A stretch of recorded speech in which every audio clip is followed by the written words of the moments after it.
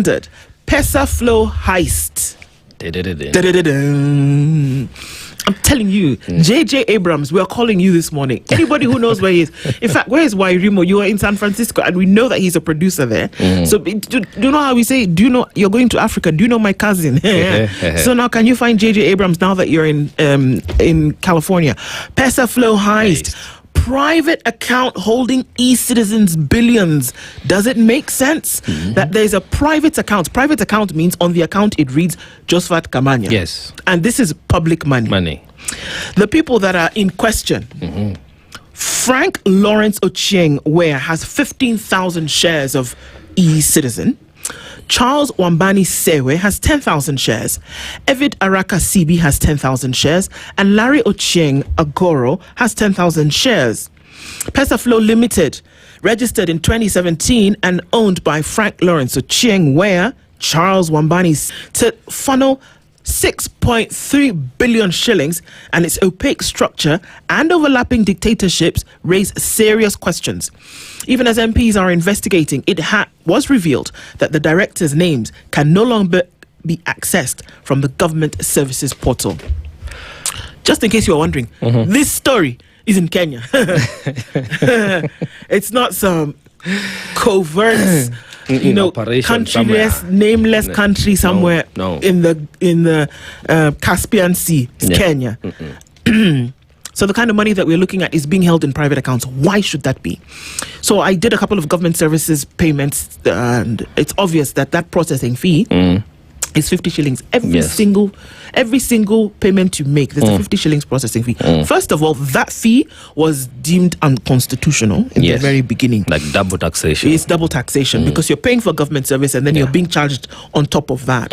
Now, that money, right? You can imagine how much it is. Again, I was at Nyayo House yesterday, and the droves of here there after you've made the payment. So you can imagine all of those people. That was just in an hour. Yeah, I didn't stay longer than an hour.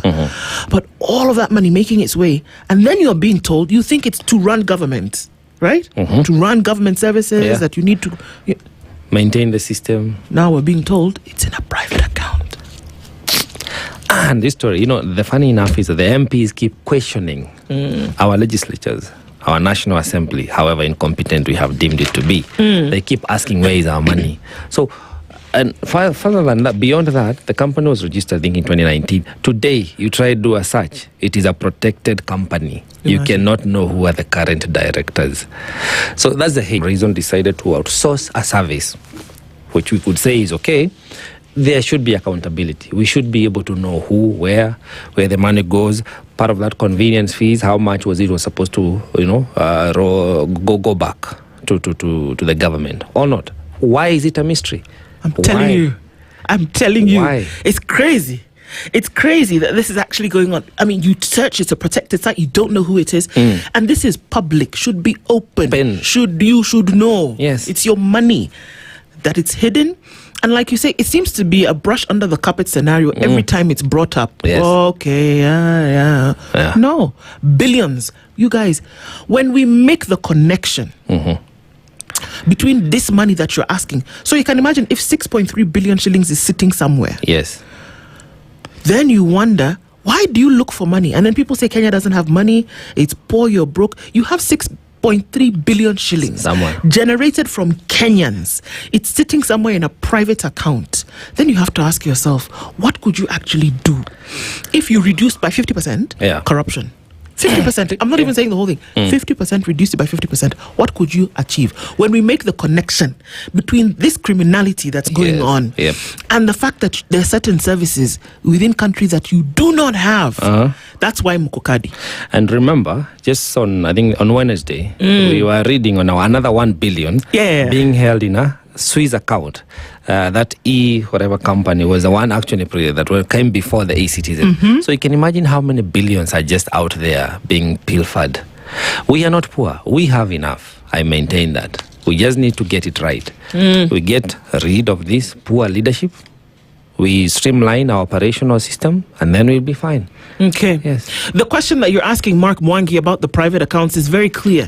That why should these individuals, private account holding e-citizen billions, these individuals are the ones who have the private accounts where this money is being held. Yes. There is a trail for money, especially when it's sent in a digital form. If it leaves here and moves here, you can actually find out where it ends up. Yep. I'm sure if you Googled Mark, Frank Lawrence Ochieng, you'd find his picture. He's been in the room before. We've had him here. Yep. So this story, we'll look into the details of it, but just so you know, there's a heist, and that's what it looks like. E-Citizen probe audit reveals how Pesaflow account diverted 6.3 billion shillings. Yeah, and that is up to 2024, just for the just 2024. So even this one that I was talking about yesterday and last year, it's not even included in that money.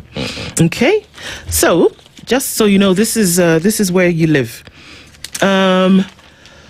30% of working Kenyans earn more through side hustles. So you see somebody sitting at their desk in the office doesn't necessarily mean that they're doing that thing. Or maybe we find people coming to work really tired. What does that mean? That they've left the office and they're actually off doing something else, running a business, doing something else for survival. Not because they're bored. No. For survival. So that should tell a story.